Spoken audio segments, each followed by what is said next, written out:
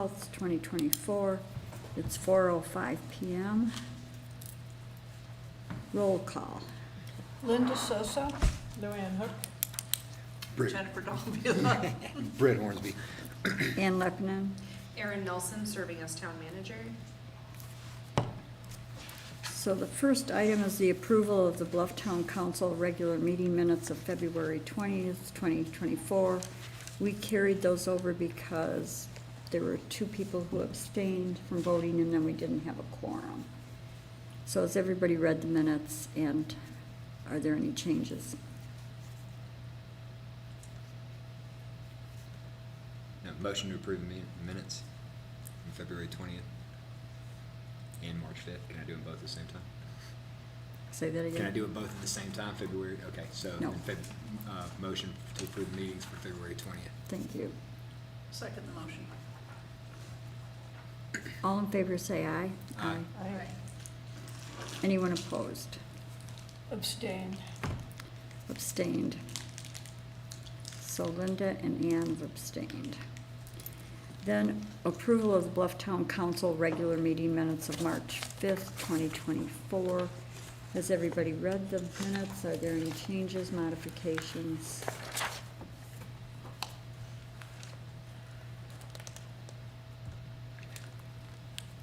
Motion to approve the meeting minutes for March 5th. I'll second again. Any comments? I would just comment that I listened to the meeting, so I'm not abstaining. I listened to the whole thing, partial recording and partial YouTube. Then all in favor say aye. Aye. Anyone opposed? Then it's unanimous. Public comment, there will be a 3-minute time limit for any person wishing to make a public comment. If you exceed the 3-minute time limit without permission, the meeting controller will mute you. Prior to the meeting, you could put your name in the box or raise the hand icon if you wish to make a public comment. You just see it too. Okay. All right. There's a typo in the agenda, and I typed this, so put your name in the cat box. I think I fixed some previous ones. Okay. We were just talking about cat boxes, so that timing is perfect. Okay, everybody that's listening, we've had a long day. We started at 9 with Utah Denebakea joint meeting, and I think I'm feeling giddy. So, is there anyone with a public comment? There's no one in the box. The cat box over there. Okay, I will shut that down now. all right. So number 1, discussion and vote on changes to Fire Mesa Kitchen's rental contract by adding an hourly rate component and outlining conditions for use. We talked about this quite a bit in the work session a little bit ago. Anybody care to make a motion or say anything further? I make a motion that we keep the current kitchen contract. I'll second.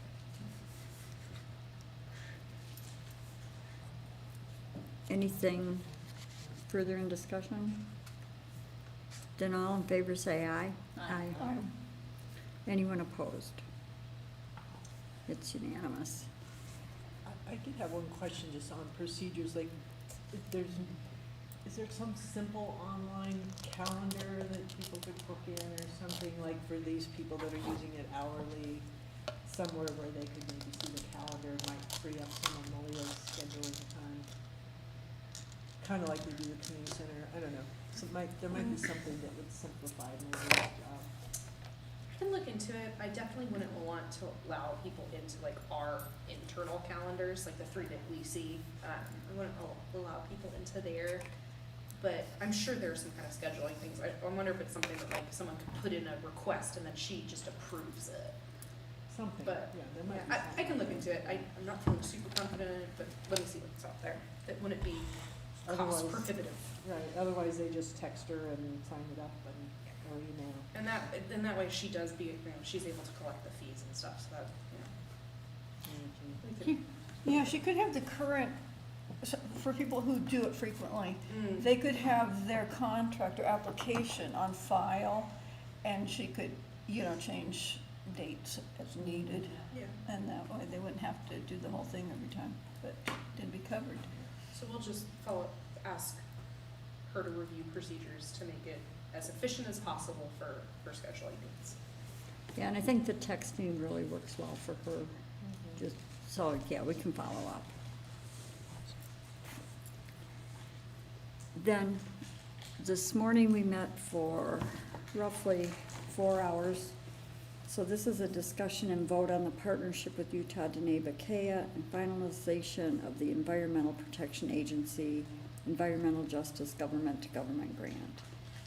So just to kind of clarify this, the voting would take place, I didn't know how the meeting would go today, so we will hold the vote until next Tuesday, when we have confirmed that Utah Deneba has completed all the contract work that they need to do for the EPA negotiations to be finalized. Then on Tuesday, we would vote. And one reason that I think holding the vote, even though it would show UDB that we're in favor of it, I would hate to vote prematurely that we take a grant and then have to come back and revote to not take the grant. And I understand from Dr. Chi that she was going to pop back over here on her way back from White Mesa to do some signing of stuff. So, does anyone feel like we should do a very short summary? Might be good because we have people online who were not privy to the meeting. I felt like it was a productive meeting. I felt good coming out of the meeting. The one thing that I wonder might in the future be helpful to them is if we could kind of go over what the condominiumization process, or what that entails. Because I don't really think that they understand it, and I don't think I really understand it either. So Melanie had expressed similar comments, so. So when I threw out that the attorneys had decided that that's the process we would use, the reason that I didn't go into it is because the bottom line statement from Chris last week or two when I talked with him, he said, the condominium law is so convoluted and so detailed that if we were to change from condominium to something else after we condominiumize, there's a lot of work that goes with it. And I think really the thing we could do is ask Chris to just write up a very short summary of what condominium means, and we could go over that with UDB. I think that would. I don't I've never looked at the process, so I can't even begin to explain it. He just said, once you do it, because it's like a subdivision, you're platting everything out, it's very expensive and difficult to change.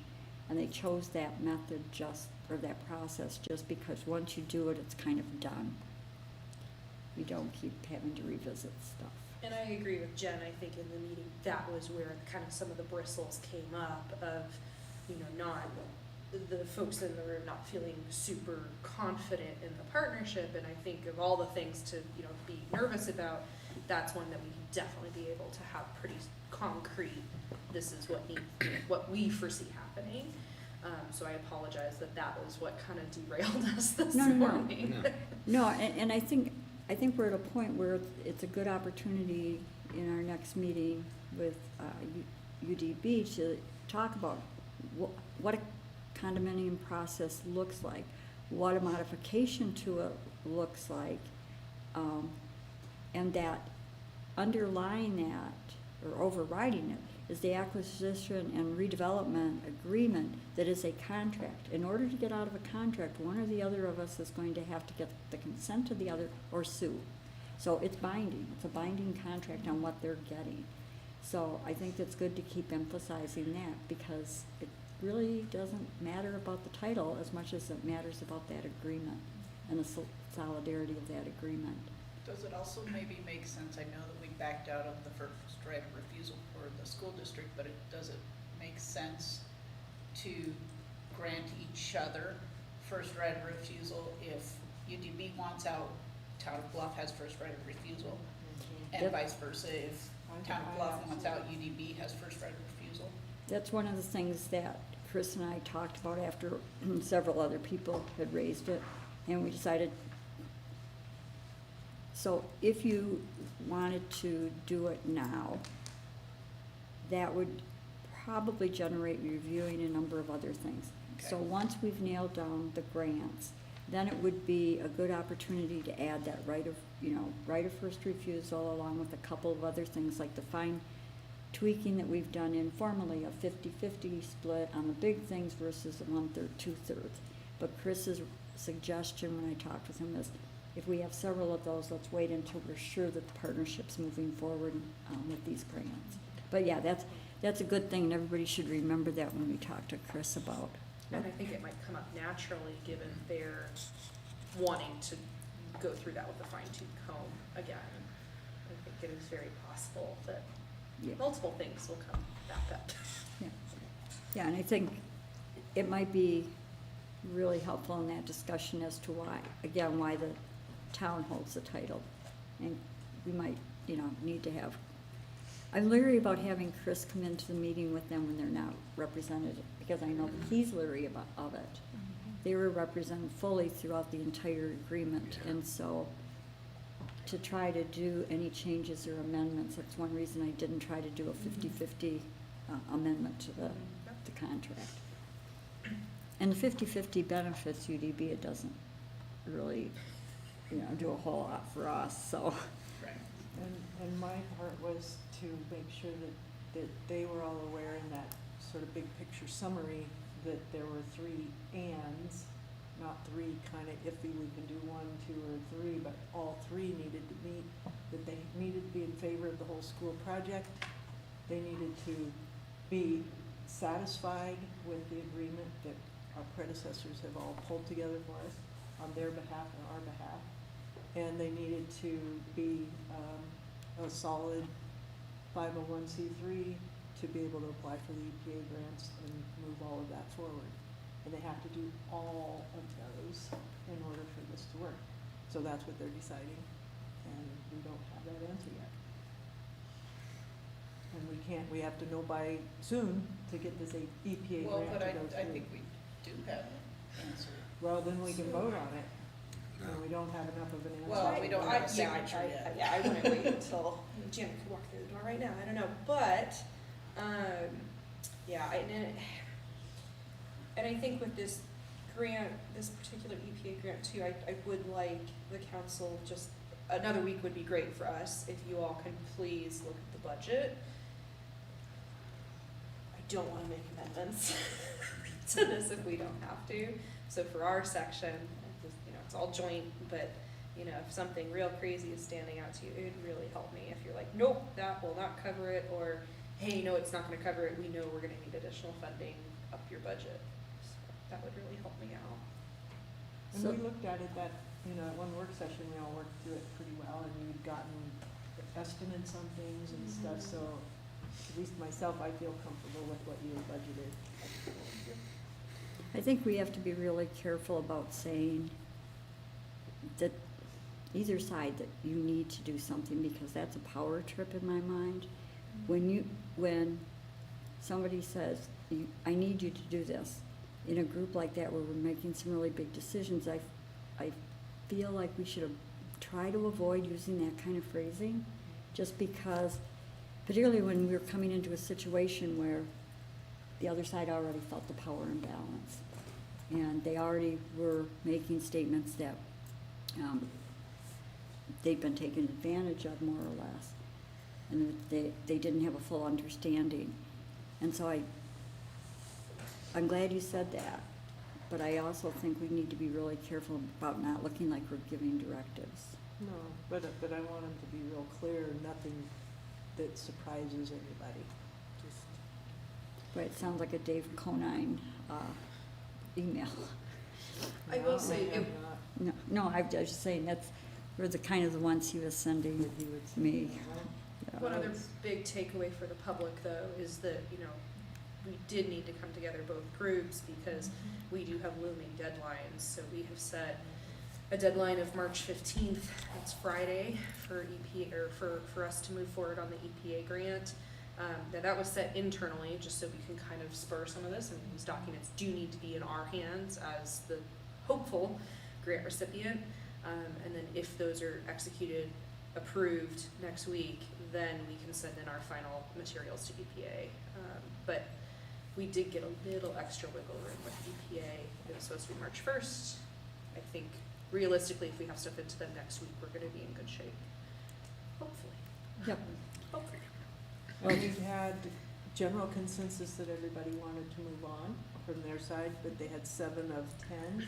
They had 5 of 10 for a while, and then 7 of 10 showed up, but they wanted to talk with those other ones to make sure they didn't have a big naysayer problem. And so that's where, but generally, the consensus was good, and generally, everybody wants to move forward. I had an hour-long conversation with Hank Stevens Friday, I think it was, where he was very positive about the building, really wanted it to move forward, wanted to move forward and not look back. We can't fix what's already happened. He gave several suggestions that I've shared with Melanie and Janet about, the same kind of things they've been talking about in our DRC meetings, like the wood cutting, permitting, maybe use of the money for statuary for code talkers, some kind of memorial, a Hogan.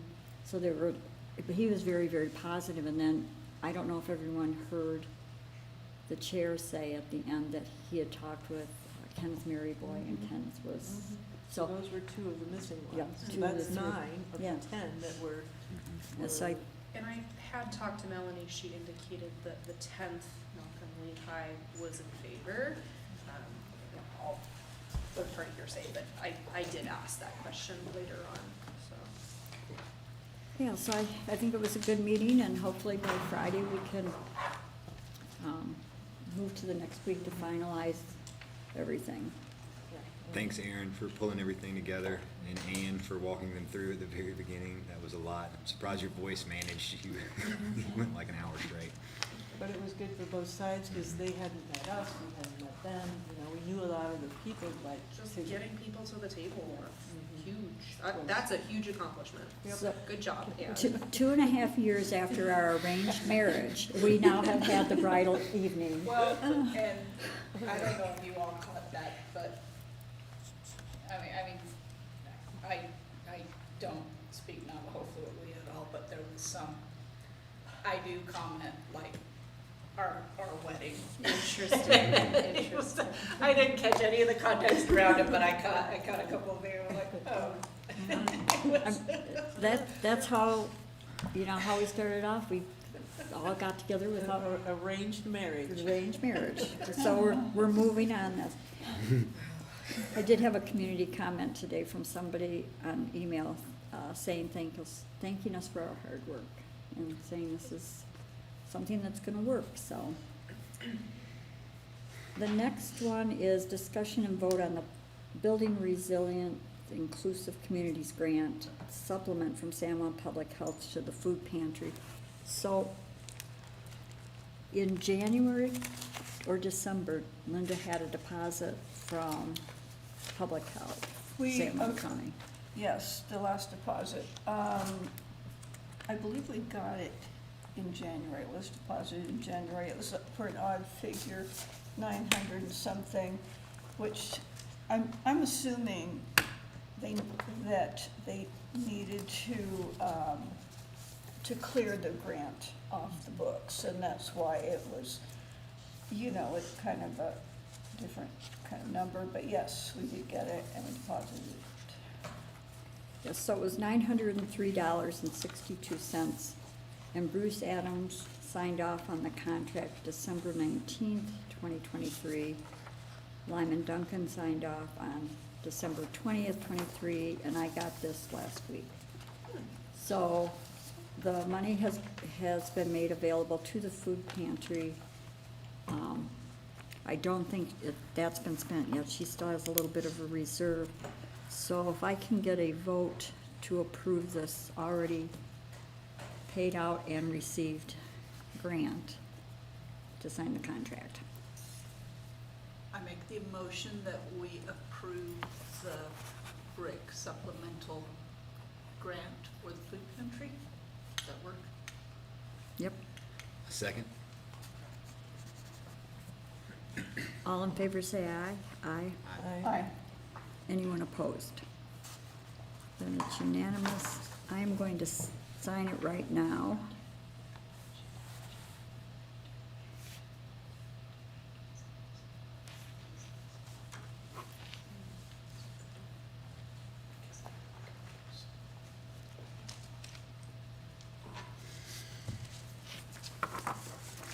And I'm passing it off to Linda.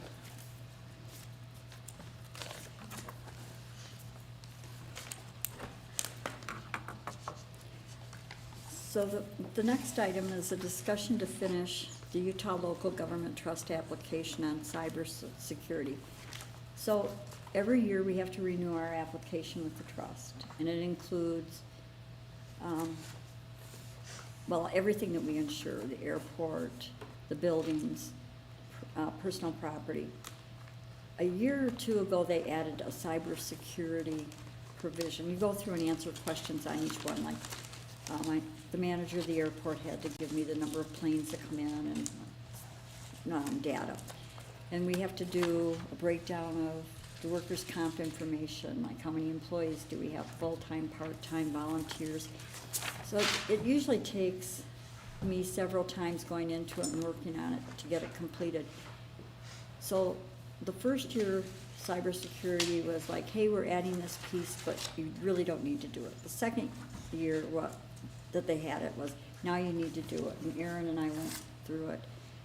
The third year is this year, and I threw up my hands, and like, I don't understand what they're talking about, so I don't wanna necessarily pass that off to Erin, but if somebody else can help me, we need to have it in by the 31st. And I don't understand enough of the security language to know, but I think the rest of the application is pretty much done. It's that piece that I'm stuck in. I know NetForce helped us some last year. I will say that as a some. I would be surprised if much has changed. However, it is very possible that this year's application has additional questions. I think So I don't know what you've already looked at this year versus last year. I don't think our systems have changed much, just because NetForce, how to describe their systems. We still need another IT service provider. If there are not a whole lot of new questions, I think it's something that we can move through.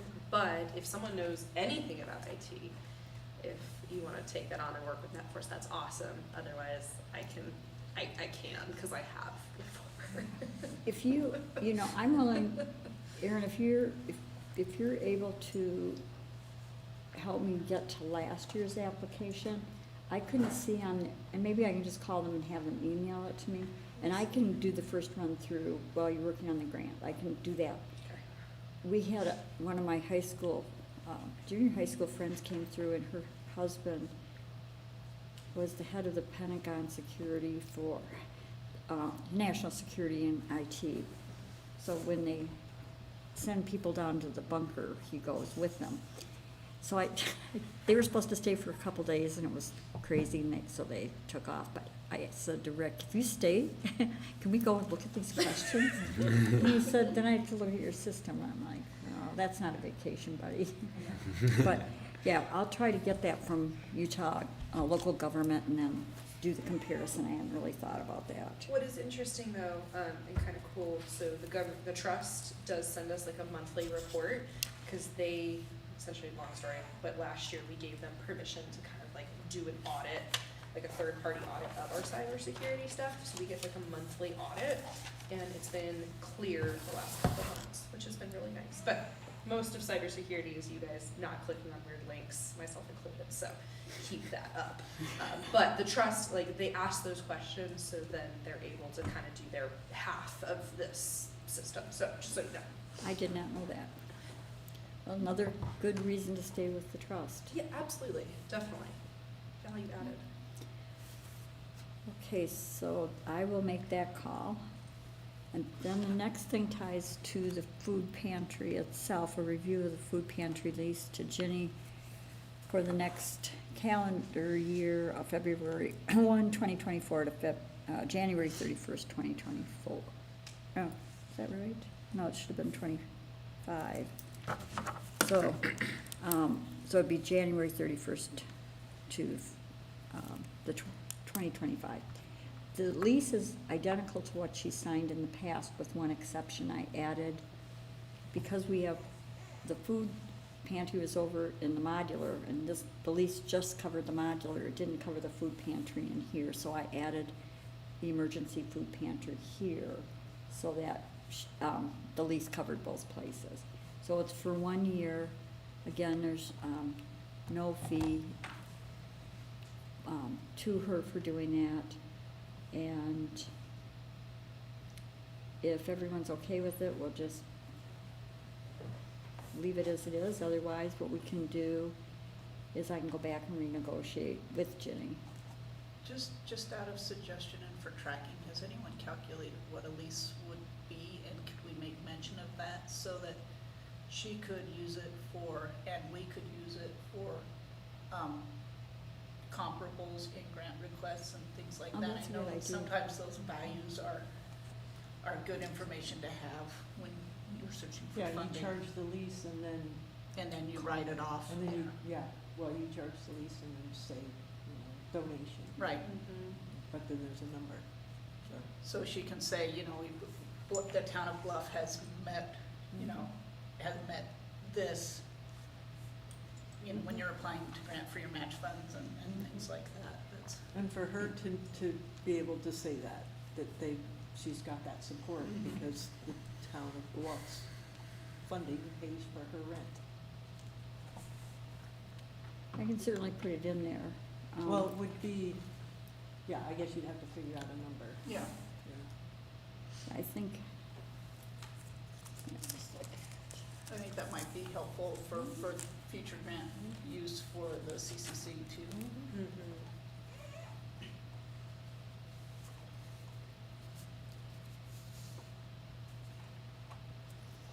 The normal rent would be whatever. So what would be an office rent? Well, I wonder if we can do not the same as the senior center, because their lease has been with us for quite some time, but kind of work off of theirs, and then, Have you seen their lease? Mhm. Yeah, Yeah. I'm not working out there. Okay. No, just for the number, Oh, As a for the start. number, yeah. Yeah, yeah, no, don't work off their lease, I don't thought do you that. meant- Just for the number, in terms of like, this is The value. providing a public service. Yeah. And, square footage, account for that, but at least then we don't have to completely rework. But I think in the neighborhood of 450, 500 or something would be what somebody would pay to use that space. Oh, They at have least. access to it, And and there's- the bathrooms and the, I'd say you could put at least that much and then Yeah. write it off. What, 600. Internet what do you mean, access. but what do you mean by write it off? Well, you write it down as a You write it donation. as a donation. This is a donation to So the that food way, when pantry. Linda's trying to, when it comes in as a In-kind. budget item or something like that, Linda's not searching for, where is this Let's rental ask Dave. income? Let's ask Dave How you would do that. if we get accounting stuff worked out, but then for us internally to know that that's not for grant usage. But let's ask Dave if it's even worth it from a tax perspective. Well, yeah. There is Well, it no wouldn't tax, be- there's, No, But, yeah, just- there's no yeah. tax, It'd but just be it's, like on these grants where you're saying, what have you done so far? Well, Yeah. we've donated this, where did she get support so far? So I've got this support, now I need some more support to buy a car or whatever she might need, I she would could just say send it's more for, you have to come up with your in-kind match.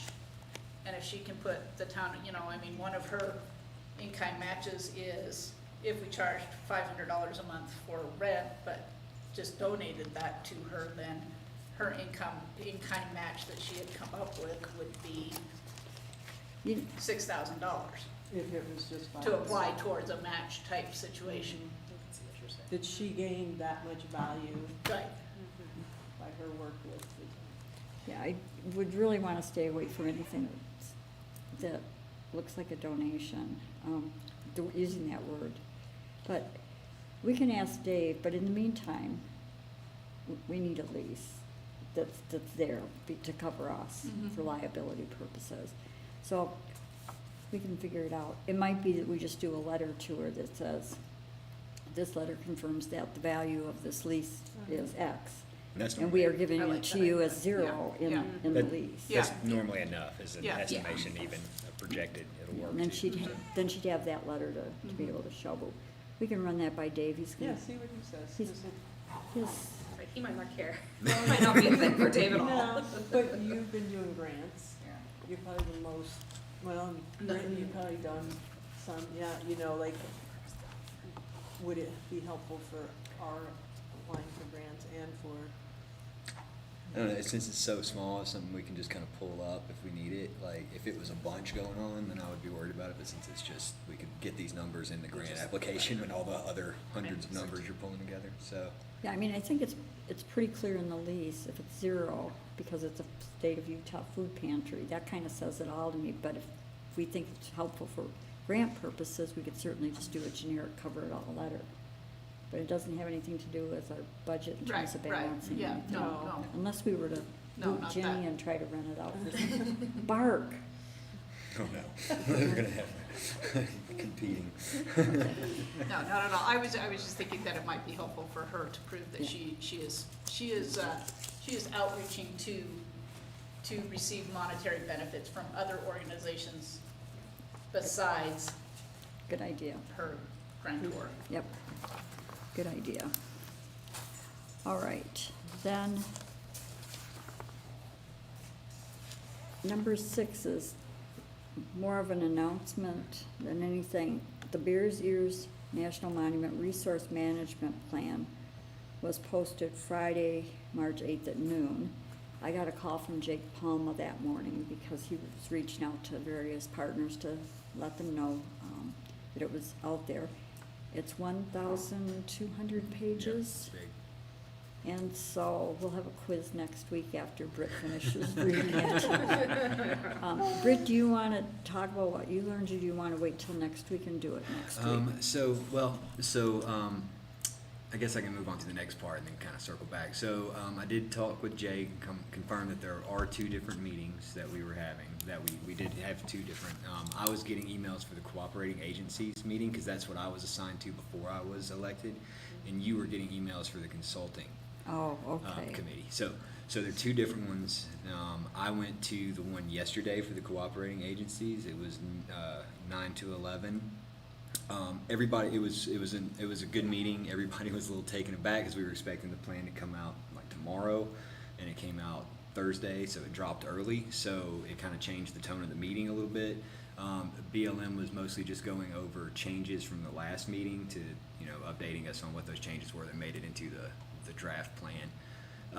The public comment will start this month and go into June.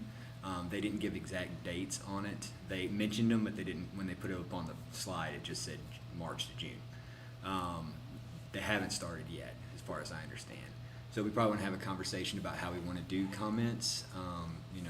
We'll have commenting, we can comment as cooperating agency, we can comment as consulting agency, and then we can, comment individually. Town people can comment, obviously, everybody can comment on this. But it's really important. This is the big part of the whole shebang, is the public comment part. This is going to give them a lot of feedback.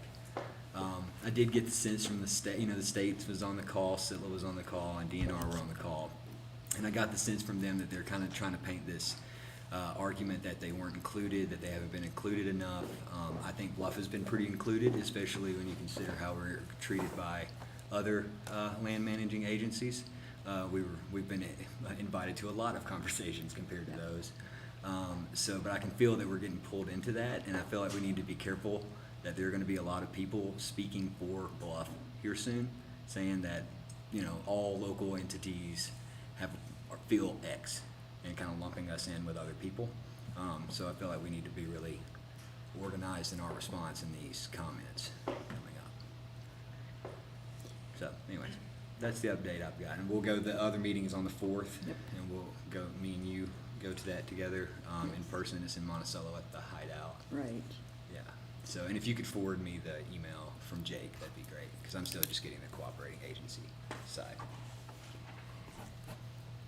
So Don and Marcia Simona stayed at our house over the weekend. And Don, as most people know, was with the archaeology part of the BLM for many, many years. And when the plan came out, he began reading it. He's going to read all 1,200 pages of it. And what I asked him is if he had any insights when he's reading, to reach out either to one of us or to Britt in particular, because he has that very long history of the BLM and management plans, and so he's really familiar with them, but he's also really interested. I honestly think I can say I doubt that many of us will read 1,200 pages. So what I heard, and I don't remember who I heard it from, but that there was a good synopsis in the Salt Lake Tribune. Yeah. And I tried to find it, and I can forward that. I'll forward that around to everybody. That would That's be all right. great. Yeah. Oh. And I kind of thought, like, I'm going to dig through it. Josh Ewing is digging through it. He's razor sharp at finding red flag stuff, especially for users that'll affect town use. So figure him, and then, anything I hear, like, maybe we should set up a time, maybe at one of the next meetings, once I've had time to go through 1,200. It's not a super rush right now. So once we've had time to go through it and maybe talk, I can maybe even tell you some red flag, like, Yeah. take a moment and present some red flag issues we're seeing or whatever to just discuss. But I'm happy to do that too. Yeah, that's a really good idea, because making a number of assumptions that may not be true, that this will actually get passed before we get an administration change and we go back to square one, it is something that does impact us. And The conflict's back, if nothing else. Like, it'll be, like, it's been kind of lulled for a while, but now with some of these preferred alternatives are gonna send some of the local communities, some of the state definitely, into a tizzy, and we could see that blowing up. So we need to know, we need to be on the front on how we feel as a town, not just Britt. Because, you know what I mean? So,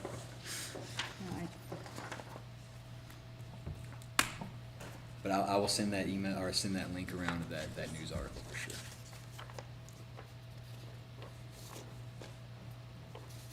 actually, would you pass that to Britt? I think that's the one you're looking for on, Okay, awesome. Yes, cool. and I do much better when people are talking about maps, to be able to be physically in the same space. We're trying to look at it on a screen. And Luanne's laughing because she knows she's had to help me with directional stuff. So I do much better going up there than to, And they've, they already added, just in yesterday's call, added another meeting for the cooperating agency, so I could see something like that happening with the consulting parties and having more meetings than they projected, coming up through the end of the public comment. So just be prepared for more of them. But okay. I'm down to go to any of those, so. Well, thanks for doing that, and if anybody has insomnia, could put Wants you a to cure sleep. for it. It'll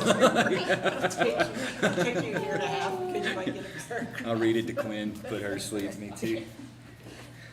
If you're like most dads, you'll be the one sleeping and she'll be ripping up the book. All right, then the next one is a discussion regarding the lease payment of $758.60 to the Bureau of Land Management for the airport. And so this is our lease payment for 1 year. From January 1st, 2024 through the end of the year, December 31st, 2024. We don't physically have a lease, but this probably would suffice as proof of a lease for the next year. And the lease has been, I'm assuming, held up, and maybe not, my assumption could be wrong, but I think held up in part because of the Bears Ears management plan. But they are asking for payment for the next year, which says to me they're letting Jim continue to manage the airport. The only thing that gives me cause for concern is this bill was generated by the automated BLM collections and billing system. So that's my only concern is that, yeah, we don't have the lease, but if you pay the money, I mean, I do know after talking with Mr. Hook that, yeah, if you don't pay this, then you probably don't have a lease. That is going to be an issue. But yes, I think top of mind it is concerning that we don't have a paper lease in hand. And it's due by March 20th.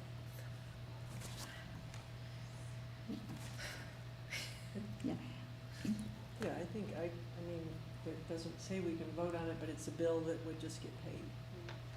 Put it on the list of checks to pay. If we need a motion, I'd make a motion to pay it and keep us current.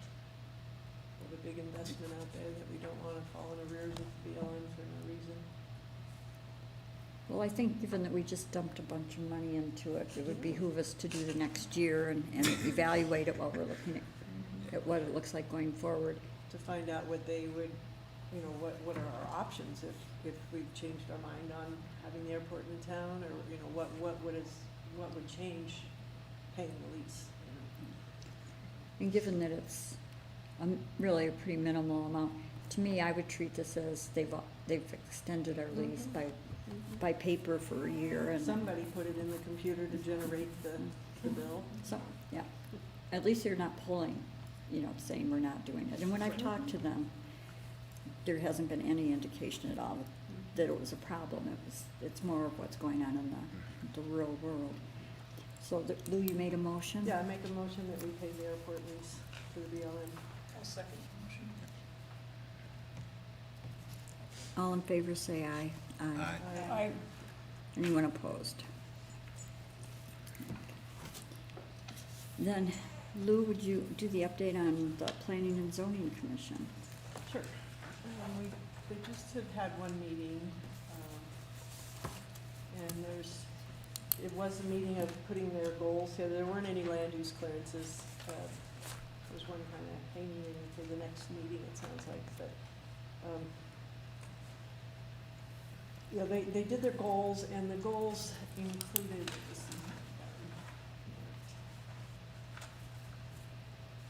they put up their 2023 goals and then kind of adjusted from there and went to 2024. So they want to finish the draft RV ordinance.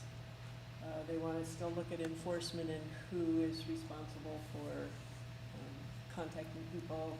If there's a problem, who reaches out to them? That's one of their big questions. And if they get complaints from somebody, how do they handle that?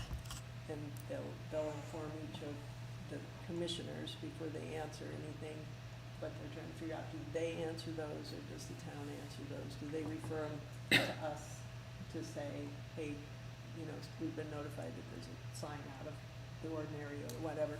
So that was on the county to Bluff building permit process. That's on their goal. They make sure that's together. The annual review of forms.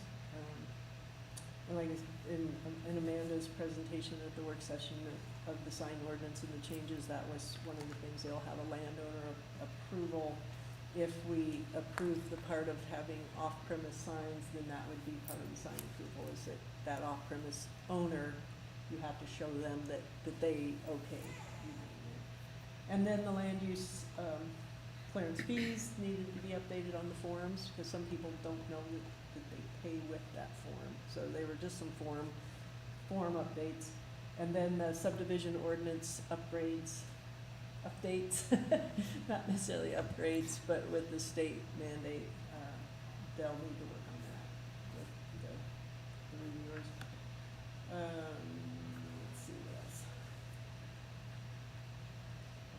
Yeah, the questions, they made sure that all of the P and Z people know that if they have questions about road signs or address signs, that's not their category, that they refer all of that to the town, to Erin specifically, and the road department. If there's a road sign that's out of whack, it's not, those aren't signs for their purposes. And then there was some discussion about expired building permits, so that's something that needs to happen with KB and like, okay, you issued this at the county level before we became a town, and how long do those stay in existence before those are no longer effective, and you've got to come get a new land use clearance to do your building. So there were a few of those that were kind of lingering on. I was always under the impression that as long as you've done some work Every year or whatever. every year, Yeah, that as long it as you lasts, started it. I think it's getting perpetuity. it started. Yeah, and Yeah. I believe that it's, you have 2 years to get the project Get it started, from right, but we've the been date in of town your- now for 5, Yeah, going on 6, you know, so those should have all expired. There shouldn't be any new building on a right. on San it, Juan yeah. County thing, but, I believe that was, they did want to invite the new planning and zoning county person to kind of come and talk to them and tell them what has changed, maybe, to come to one of their meetings, they mentioned, to just kind of get more informed, keep the transparency out there and kind of communication from one agency to the other. And I believe that was all that was kind of, any questions from their minutes or their agenda?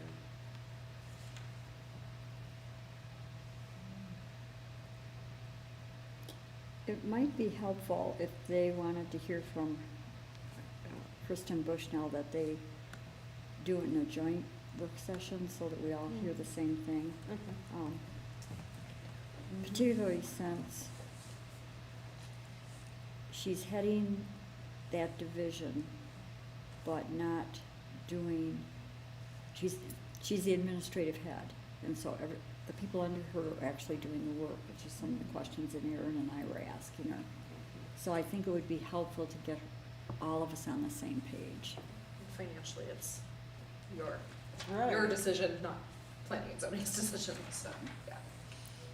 Yeah, so I'll just Yeah. touch base. I'll just ask Amanda to coordinate with Yeah. all of us, so Real that, work session. yeah. Any other questions? Nope. Next week I'll have on the agenda the, discussion of the sign ordinance, assuming I can find my note. I figured given that we had the presentation by Amanda at the work session, to vote on it tonight after the long day, that was simply senseless to even have it on this agenda. Okay. Yeah, for me, it would have been a waste. I wouldn't have been able to think about it. Just to note that the Bears Ears Partnership had their Celebrate weekend here at the community center. I popped in just for one presentation, which was Sarah Barak talking about dark sky partnerships. However, like everything, they were running a little over, and I was running a little behind schedule, and I had to be back at the house at 5, so I missed all but her introduction. The introduction of her by Joe Newhoff. Linda attended the partnership, or the Celebrate. It was really, I thought it was really well done. I mean, they have an incredible staff. Anyway, there were probably with the presenters and staff, there were about 150 people. So the first presentation was great. Britt did it. Oh, good. And with 2 other people. It was interesting because it was kind of like all about land this time. But really well done. When Sarah did hers, she linked it to, a lot of it to what we were doing in partnership with them and what the town is doing on its own. So that was helpful. So I think and you were there also. Yeah, it went really well. I mean, it seemed like everybody had a good time. We had great weather, which is awesome. Yeah. And then, I mean, it seems like just like everybody, they've had a hard time getting everything back up since COVID, and it seems like it's getting back to where it was a little bit. So hopefully next year is even better. Yeah, it was fun. Yeah, I think that's a good reminder that Joe Newhoff had talked with me, and then Sarah Baraka talked with me about doing a formal MOU on the partnership, because right now we don't have anything between the two entities that says Sarah's going to be helping with the town, and who's covering that time in terms of salary and all of that. So it's a good reminder for me to get back with Joe and Sarah and see what we want to formalize, particularly since, that might be a project that really kicks off to try to get that application finished. And I know Sarah's working really hard on it. So I also want to point out a very weird thing, that Malia Collins redid the chairs, but I got a chair that apparently had not been fully siphoned out. Yeah, totally. Yeah, there were some random soak butts. Yeah. I got up, I sat there for about, I was talking to Janet Ross, and I got up when they were switching to Sarah's presentation. I'm like, I think my seat is wet. Totally soaked. Yeah, there were a few wet bottoms. But Malia, thank you, they are clean. Lord. Oh, thank you, AmeriCorps. The next one, number 10, discussion and vote on payment for attendance at the CIB at the Community Impact Board. Just an introduction of it. Erin's gonna cover what she's. I think that one got removed from, which is fine. Did it get removed? Don't need to attend anymore. Did it get removed? Or It's are we all working it's not off? on that. The one I'm We're all looking working at. off of different agendas. Okay. Well, good. Yes, I And still it need was on to, the work session, and you said you were gonna go virtually, so Yes. there's no need to, Yes. Don't send me to price. is it on the posted agenda? no? Because I just. And was it on this, or was it on the work session? It was on the work session. That we tabled. Okay, so I'm still gonna go down this path because I need to. The CIB, we need to have a list of CIB projects, and right now, I think the only thing on there is a front-end loader or something like that. So be thinking about it. Erin will be going to the meeting. We don't need any votes because there's no money attached, and it's still on my agenda, which is the one I printed out this morning. I have no idea. And it would be helpful if at least one other person listens to that meeting, just because it might generate some questions. We have to do the CASI, the capital assets, something, that we just double check that we've got it updated, which is just basically saying these are our assets. And since it's virtual, I can, I'll send you Can the you? registration link. because we don't have a meeting then. right, Correct. Correct. right. So that, we talked about a few capital improvements projects, but CIB, they would be interested in Jen's topic of the secondary water, I bet. And CIB has, that's where we like hold public hearings and do have to get community input and all that good stuff, and But those kinds of Things things are like- the things they like to promote. emergency vehicles, things like that. Yeah, I was gonna say that would be something And- the CIB could. And this is a really good year to jump into it with some active, the last couple of years, we haven't really done anything. But this is a good year because it's Commissioner Adams last year on the CIB, and he is the CIB. The building was named the Bruce Adams Building. And I think it's a really good time to show the interest we've got right now with the projects we might have, and it could be, he would be off the board, but it could be some influence that he could help us with directing how we make that request, so. All right. Linda, financials?